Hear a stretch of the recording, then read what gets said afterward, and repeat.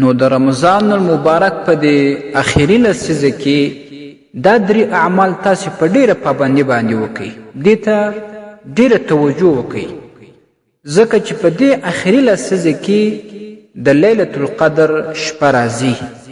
نو که ستا دغه عمل د لیلة القدر په شپه باندې برابر سي، تا ته به د 83 کالو عبادت ثواب درکول کیږي.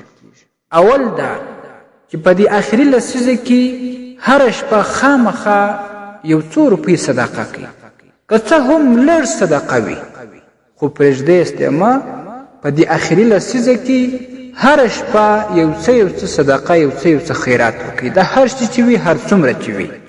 نو کومه شپه چې په دې اخري لسیزه کې د قدر وي، نو ستا دا یو څو روپۍ دا لږ صدقه به داسې وي لکه تا چې 83 کاله هره شپه هم دومره صدقه کړې وي. نو دا څومره عظیم ثواب دی او څومره عظیمه فایده ده، ځکه چې لیلة القدر خو حتمی په دې اخري لسیزه کې دی. دویم دا چې هره شپه 2 رکعاته نفل کم از کم خامخا وکړي، که زیات کوئ نو دا خو بیا ډېره ښه ده. نو کومه شپه چې د قدر در باندې راسي او تا دغه 2 رکعاته نفل کړي وي، دا 2 رکعاته نفل به داسې سي لکه تا چې 83 کاله هره شپه دغه 2 رکعاته نفل کړي وي. څومره عظیم ثواب، سبحان الله. دا چانس دی، دا غنیمت دی.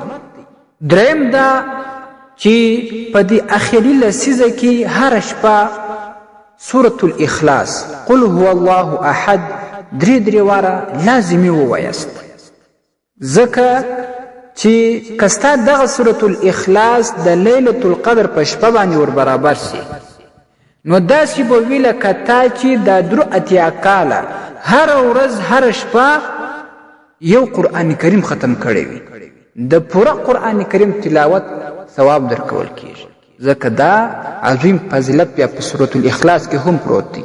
نو دغه 3 اعمال خو ما در یاد کړه، نور اعمال تاسې خپل ور باندې قیاس کړئ. هر نیک عمل چې وکې په دې اخري لسیزه کې، که ستا دغه نیک عمل د لیلة القدر په شپه باندې سوی وي، نو تا ته رب لا یزال د 83 کالو د عبادت ثواب درکوي. یعنی داسې به وي لکه دا 83 کاله چې تا هره شپه دغه عبادت کړی وي، هغه نو که هر نیک عمل وي ته هغه وکړه. خو په دې کې دا چانس دی، دا غنیمت دی، دې څخه ګټه پورته کړه. نو دا هم یو نیک کار دی چې دغه مختصر بیان تر نور ورونو هم ورسوه، تر نور خویندو هم ورسوه. که هغوی دا عمل وکړي، الله به تا ته هم اجر و ثواب درکړي. ستاسې د اسلامي پوښتنو ځوابونکی مفتي حکیم الله صابر الحنفي صاحب.